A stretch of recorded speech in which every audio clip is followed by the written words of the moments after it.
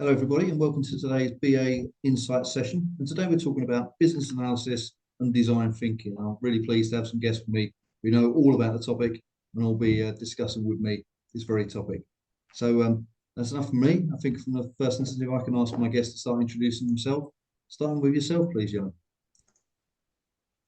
Hi, I'm Yoann. I used to work with you, John, at HSBC a while ago. I've been a product consultant, startup founder, and now with all team, I kind of combine what I've done in the past. So we provide advisory to startup founder, especially on the product side, and we also do recruitment. So we deploy teams that they can scale up and down depending on project requirements and just like startup growth, which mode they are, if they need more capacity or less, basically. Okay, thank you very much, Yoann. And Carla, would you mind introducing yourself, please? Sure. So I'm Carla. I'm a senior consultant at a next-gen tech consultancy. I work primarily within the data product space. I've got experience across a variety of industries, working as a business analyst, product owner, kind of scrum lead, facilitating the delivery of these data products primarily. And I'm very enthusiastic about design thinking and think it's a really useful methodology for all stages of the product lifecycle, really. Brilliant, thank you, Carla. I'm sure we'll talk about some of those points, that's for sure, in a little while. But perhaps let's start with really what is design thinking? And I wonder if I can start with asking you that question, please, Yoann. Well, for me, design thinking encompasses everything that's related to the end customers, the users, is the way you can go on thinking about your customers' profile, their needs, what you're solving in terms of your solution to a problem. So applying design thinkings in any project, it can be for a service-led or product-led company. It's all about putting your shoes in the customers, understanding the way they'll go on interacting with your service or product. So there's a lot to do with empathy, with really like understanding the different steps in the customer journey, also with your product or service again. For me, I look at design thinking not as a one tool or one phase of a project, like for example with waterfall. Like before, we used to do like a lot of design initially, and then we forget about that and we move to development and deployment. I'm sure we'll talk about this later, but for me, design thinking happens throughout the life cycle. We will discuss different techniques and what to do. Okay, thank you. And Carla, same question to you, please. Yeah, so I think I'd really agree with Yoann speaking about that customer focus. I think probably the most important principle, at least to me, is that design thinking is very human-centered. I'd usually describe it as a framework or a methodology for problem solving, but one that's very solution focused. So rather than getting caught up in what the problem is, you're trying to think of what a solution might be. And often those good solutions aren't the immediate response to a problem. So it kind of facilitates that brainstorming and innovation. And I'd say it's a very flexible framework. There's elements that you can use. You don't have to follow the whole process. And I think sometimes hearing about design thinking could be overwhelming if you don't know about it, because it seems like it's a massive change in your ways of working. But I'm sure we'll get into, there's so many different techniques that people probably recognize but wouldn't necessarily know are part of that design thinking framework. So that's a really key element as well, that it's just very applicable and you can use it in all different scenarios. Excellent. I think I would totally agree. I mean, it's nice that you brought together perhaps two things I would naturally talk about in terms of like the end user and the innovation as well, and really thinking about, what is it the end user needs from the solutions, from the situation, how can they utilize the tool, the application as effectively as possible, what works for them. And actually what that also means for me is that innovation doesn't just have to be applied to the product that we're working on as business analysts. but actually you can apply the design thinking to the analysis itself. So when you think about the analysis outputs, who's going to receive those outputs, and what is the most effective way for them to receive that information. It isn't always a document, as an example, if we apply design thinking to the business analysis outputs anyway. Definitely. I'm pleased to say I'm merely topping and tailing what you both said rather than adding too much more to it. But definitely it's good to start with what is design thinking. I wonder, therefore, if I can ask you a question. I'm going to start with you first, Carl, this time. It's how that design thinking can be applied to business analysis, or be applied by business analysts to be Yeah, I think without being too broad, I really think business analysts can apply it at all elements of their work. So I think scoping out a business problem or a use case, I think it's great for that, using that empathetic mindset and kind of engaging with your customers, understanding what their problems are. I think then, even as you're breaking down what the problem statement is, getting your requirements, there's still techniques that you can use. And that's, again, where I think empathizing is very important. And that's a stage within the design thinking process of, I think it makes you a more effective BA because you're probably thinking about it from their side, which you obviously is what you want to be doing. I think then, as you're getting further down the line within the business analysis process, it can really help with analyzing different problem statements, prioritizing what work should be, because it helps you identify where value is, and then in also implementing or creating effective solutions. So understand that's probably a very broad answer, but I think it can really be applied in all different elements of the BA's job. Excellent. And it's definitely fine to start broad. I think sometimes, or most of the time, it's nice to start broad and then potentially go into more detail. But yeah, certainly, I think point you made about empathy puts probably a BA in the right place and has the right competencies to start applying design thinking. So I think we naturally, try to put ourselves in the shoes of the end user. I think using Yoann's terms from before, and just appreciating, what are their challenges, what are their needs, what would they need out of the solutions or proposals we're making. And, in order to do that, we obviously have to empathise with their situation. So excellent. Thank you very much, Carla. Yoann. Well, I can only echo what Carla said. I agree with pretty much everything. I mean, as a BA, I think it's important to understand if you're working on a product, understand the vision of the product. So from your stakeholders. So design thinking is obviously a lot to do with the user needs, as we just covered, but there's also understanding the value of the organizations, what your stakeholders are expecting, and I think that's key elements, right? Because depending on the organization value, well, there'll be like multiple things that will transcend and varies on the back of that. I mean, for BAs, I'll say, the way you're then conducting your desk research and you're looking into the solution that you want to design and feeding data to the team. Looking into like those, making sure you're aligned with the values, with exactly the solution that you're identifying.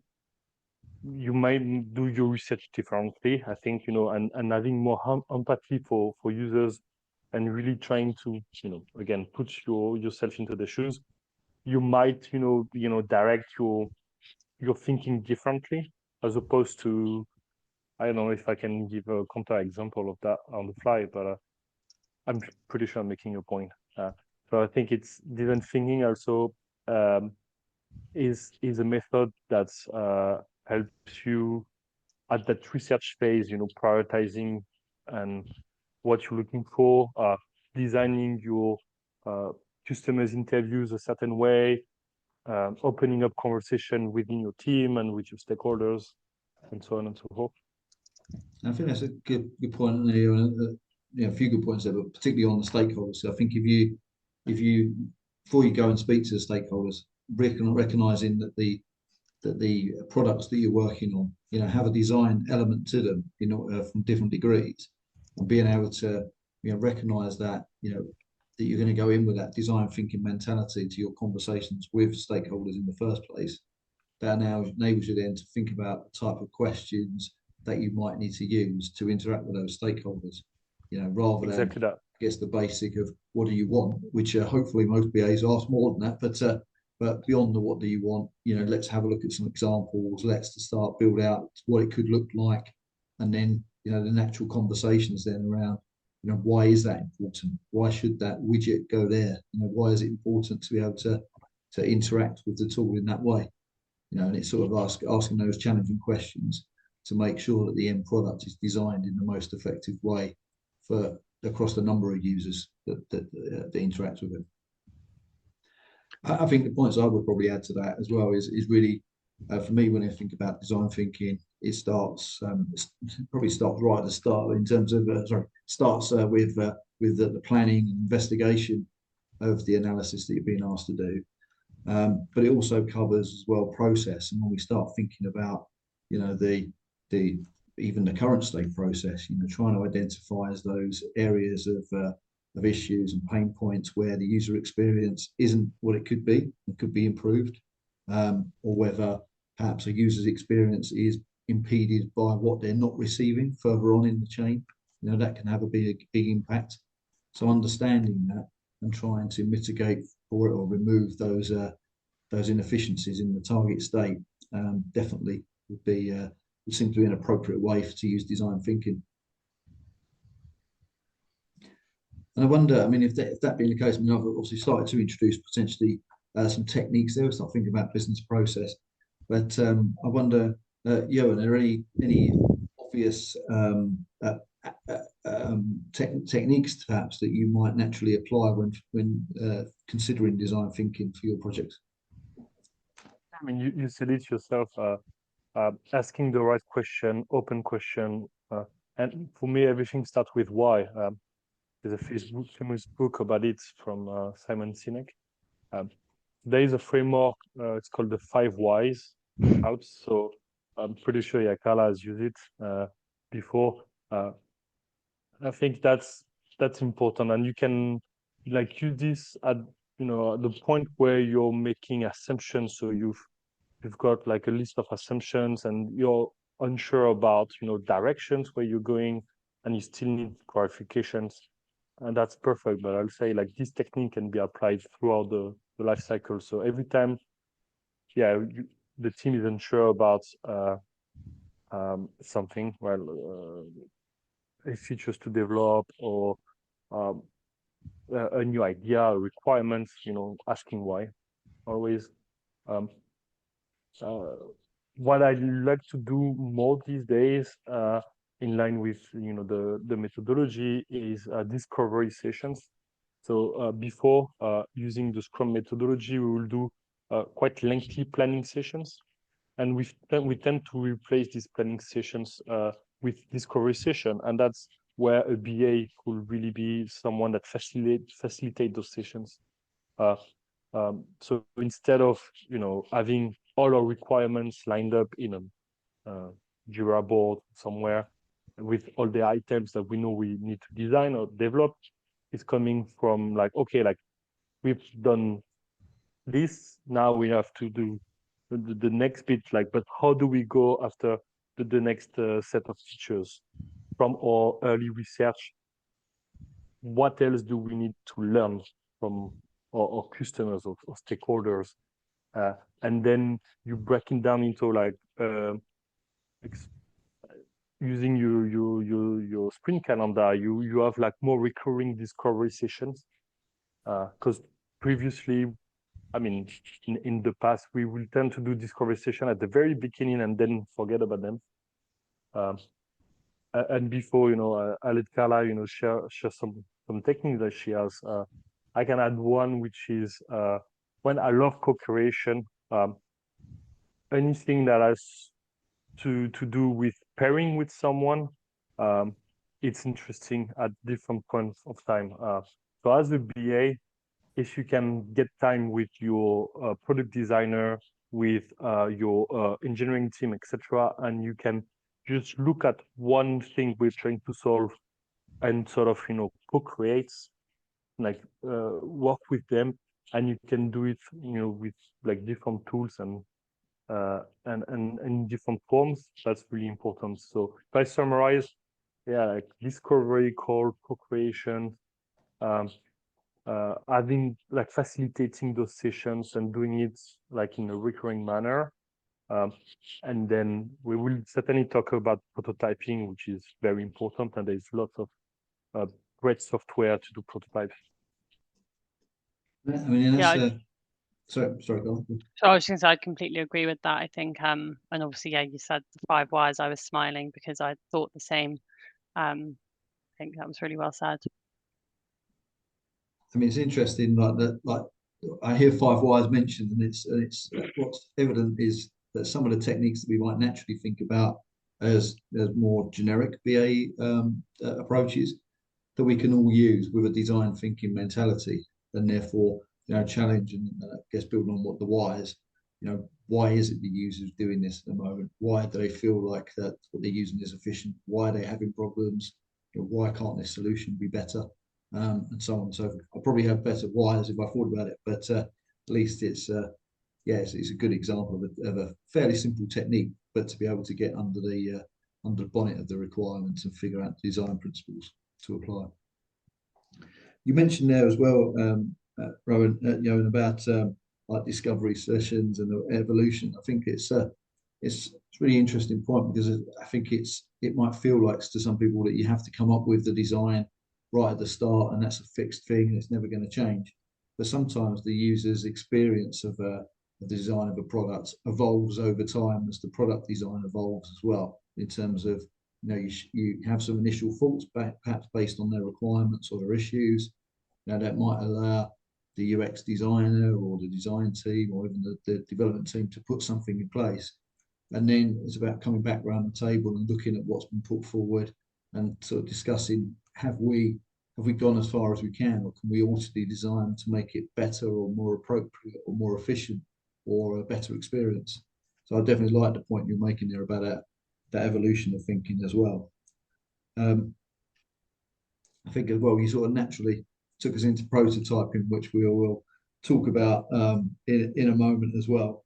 I guess for me, I think I would also, obviously I mentioned process before, so I probably won't spend too much time talking about that. But I guess sort of certainly discovery and asking your stakeholders, what it is they're doing, and really getting to the in detail and understanding what they need, and really understanding why they need something and who's going to be the recipient of what it is they're capturing or any outputs they're producing, can not only allow you to think in the shoes of your customer, but think about their customer as well. And it feels like that's often an important standpoint when we think about design thinking principles anyway. Now, Yoann, you kindly spoke about prototyping as well a second ago. You brought it up, and I mean that to me appears to be a very good technique that we might apply when thinking about design, when using design thinking principles. Would you mind just sharing some examples of how you take a prototype and apply design thinking to it? When it comes to prototype, again, like what I was telling you before with discovery call, like instead of building like, let's say, like quite big prototypes, the concept is more like about like a few parts of your product, let's say, that you want to prototype at once. So once you've done your research, you have some inputs, and you've done this discovery call, then it's within a week or two trying to prototype a user journey, something that you can give back to your users, so you capture feedback. And usually what we try to do is comparing the inputs we had before the prototype and what we have as a result of showing the prototype and seeing if our assumptions were correct, what we have to iterate, etc. And that also helped with team velocity, ability to shift focus and making changes rather fast. But yeah, there's a lot of different ways of prototyping. I'm just describing a way of doing it increment by increment, so looking at small subset of your products. You can also prototype a bigger product. And what's interesting on the BA perspective with a prototype is not only you learn from feedback, but it's also a great tool to share amongst your team to make sure everybody is aligned. You can use it, to back the question you ask your stakeholders, because many stakeholders, we all been there.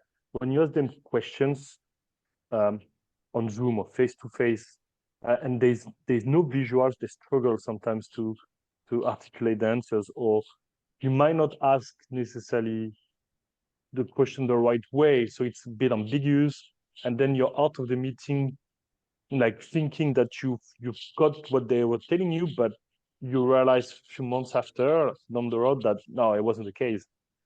So that's where a clickable prototype, like visualizing the concept and everything, helps big time. So it's not only on the user perspective and being able to learn, iterate fast, but it's also reducing risk, articulating better what we're doing internally. It's a great tool for collaboration among the team. And it's interesting point around collaboration as well, because I think just highlights the point that that as the BA, you're not supposed to you don't just have to sit in a darkened room and just come up with design principles to apply to situations, but actually more that you bring the right people together. Sometimes those people are UX designers or they're developers themselves, as well as the business stakeholders, but you can at least try and encourage those attendees to think in a design manner to really push the envelope, I guess, in terms of what their end product is going to look like. I wonder, Carla, I know we've mentioned, I know you've certainly mentioned a few techniques, 5 whys. I think we've touched on process being another, prototyping just a second ago as well. Are there any other techniques, BA techniques possibly, that you immediately think about when it comes to design principles or design thinking? Yes, so I think one that always comes to mind that I find really helpful is user journey mapping. It can obviously be process mapping if you're kind of depending on what the business problem is or the use case is. But I think that's really helpful. And again, as you said earlier, it is probably just a business analyst technique, but when you're applying it with the design thinking mindset of empathy, that user-centric mindset, coming in with kind of a beginner's view, leaving all your assumptions at the door, I think that's then it really unlocks that value. Also empathy maps as well, which again, just really from the user's perspective. Then I think as you're getting a bit further down the line, when you're starting to ideate and come up with solutions, there's a lot that come to mind. I mean, brainstorming obviously is one we all know. One I always think is quite entertaining is the worst idea. So you'll get everyone in the room or in the meeting to kind of come up with what's the worst solution. And then obviously you all get a bit kind of, you're coming out with probably ridiculous ideas, but then you're actually taking them and saying, well, why is this a bad solution? How do we flip it? And it kind of then brings out what a good solution would be. And sometimes it can be quite difficult to think of a good idea. So if you're saying think of a bad idea, people will be a lot more engaged and probably feel more comfortable in sharing. And I think there's lots of kind of along that framework of just when you're in the ideate stage, trying to encourage people to just share thoughts and taking the pressure off something being a good quality idea, but coming out with the quantity of ideas, which then helps that innovation. I like that idea of thinking about the worst idea, because it encourages you to think about the concept from a different direction, different perspective, and maybe challenge the fact that our perceptions of a bad idea and maybe just that's all they are. It's just perceptions. Yeah, definitely. And I think I've definitely been in workshops before when you have a real range of seniority and experience and technical skills as well. So I think using something like that can enable those who might feel like they know less or that they have less to input. It makes them feel more included and probably less intimidated of sharing. So I'm sure we've all been on calls where there's someone quite senior, so no one else wants to speak. So it's just that kind of trying to engage everyone, as you said, make it collaborative, to get a good flow of ideas going. And it's good as the BA then to encourage that potentially quiet person who's in the room when they've got their seniors to actively seek their opinion as well. And I know sometimes, you know, it might be difficult to do that, but certainly as the BA facilitating the session, you know, we should be looking to approach everybody who's in the room and try and get their perspective. But there are some times where perhaps we have to, you know, go and meet that individual who's been a bit quiet separately, you know, just to get their view on it as well. Because quite often the quiet ones in the room are the ones that actually have the best ideas. So we need to make sure we harness them rather than just ignore them, I would say. But it's interesting as well, thinking and talking about the empathy, because I guess that's just one sort of emotion or emotional side to consider, because we've also got to think about the feelings of the user as well. And by thinking about empathy at one level, perhaps it encourages us when we think about the solutions to not just think in a functional or transactional way, but think about how they feel about, you know, the proposals being put before them. You know, how does it make them feel using it? How does it make them feel about the organization that actually the product belongs to? You know, yeah, and I guess that goes into their user experience as well. And I think that's something with when you're mapping out the user journey, if you're making them describe every step they go through, that's where you'll draw out that information where they're like, oh, I do this and it's a bit annoying because it's a bit slow. And then you can start asking those whys and saying, well, why is it annoying? Why is that happening? Because if they're not diving into that detail, you can skip those, like, as you say, those emotions at each step.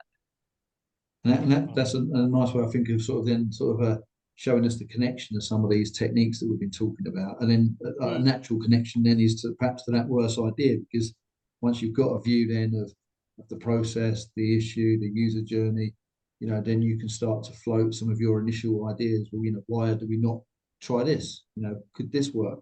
What's the reason for avoiding A, B, or C? You know, and or perhaps just tell me your ideas. I mean, sometimes actually that might be a very applicable question for the BA to ask, in terms of, you know, when we're speaking to our stakeholders, you know, ask their opinion on what the design of the product should include. You know, now realise they may not be, it might not be the only perspective we take into account. Hopefully it isn't. But as a user, they must have thought about, you know, what their ideal scenario or solution might have been. So try and tease that out of them, I think, is definitely appropriate. Definitely. Good. So I had another question to talk about where in the BA process we should think about design thinking. And it feels like we've pretty much covered most of it. So I feel like from your broad introduction earlier on, Carla, in terms of, you know, talking about the BA role in design thinking, you know, you were talking about, you know, the very start of the BA process through requirements and solution design as well. I think Yoann's definitely done similar as we've been talking about it. I think it occurs to me that perhaps from maybe the process side we haven't really spoken about is really, you know, like the close of a particular project, or perhaps during the execution stages. But even that feels like we've probably covered in terms of, you know, that collaboration, bringing people together to discuss concepts and evolve it. But I wondered, before I do sort of move on from that question, if either of you do have a view of whether there's some of the BA processes that we haven't touched upon so far that design thinking could apply to. We haven't talked about A/B testing, but I kind of, you know, linked with prototyping. So you can apply, you know, like that methodology to the way you test, and instead of looking at just the analytics, what the numbers are saying, you know, you can adapt your A/B testing to take into like the user needs more into consideration, like the way they are feeling about the product, and friction points and whatnot. Apart from that, I think we've covered pretty much the whole journey, right? From the very beginning to prototyping, testing, the collaboration in between. I don't know if Carla has. I think the only thing I'd add, which you touched on, would be along with that prototyping, like the iterative response. And I think just not being afraid of failure, because that is, if you want to be doing those small increments and testing it and making sure you're delivering value. So that's not, if you experiment with something and it's not right, it's not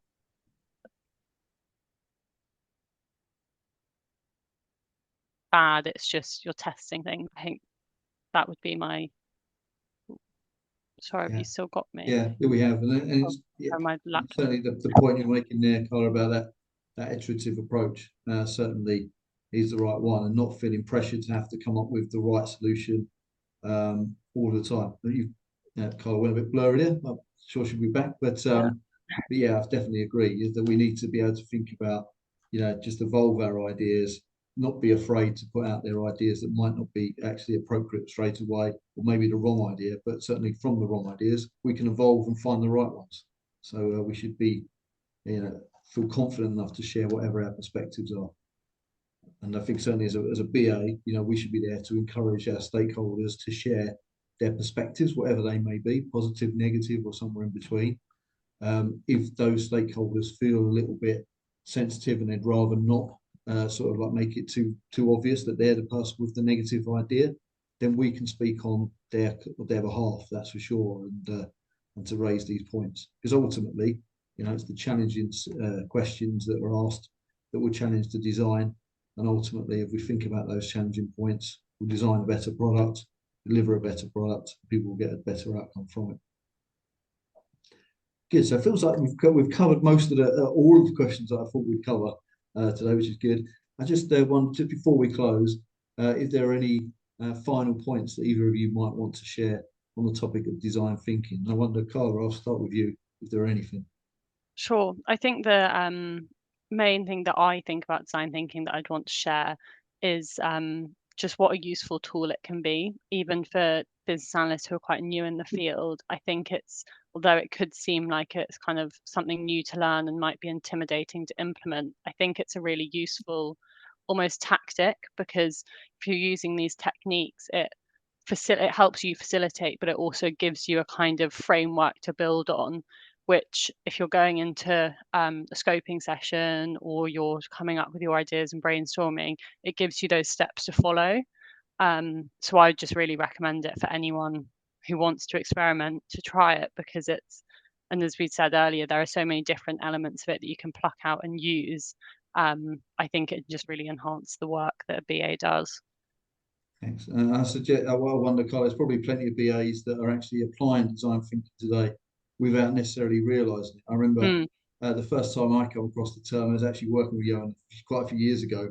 And actually, I was comforted by the fact, once it explained what it was to me, that actually I'd already been applying the right principles. I just hadn't necessarily called it design thinking back then. Yeah, definitely. I think it's just having that mindset, and when you're using their techniques, it all comes together. And as you say, people will be already aware of lots of it without noticing. So, and Yoann, any final points from you? I like what Carla just said, and I think you better try to embrace, those techniques, and experiment with them. We talked about it. There is no right or wrong. It's trial and error, and you should feel comfortable as a BA to implement those techniques. Use a variety of tools to make suggestion to your support, your managers, and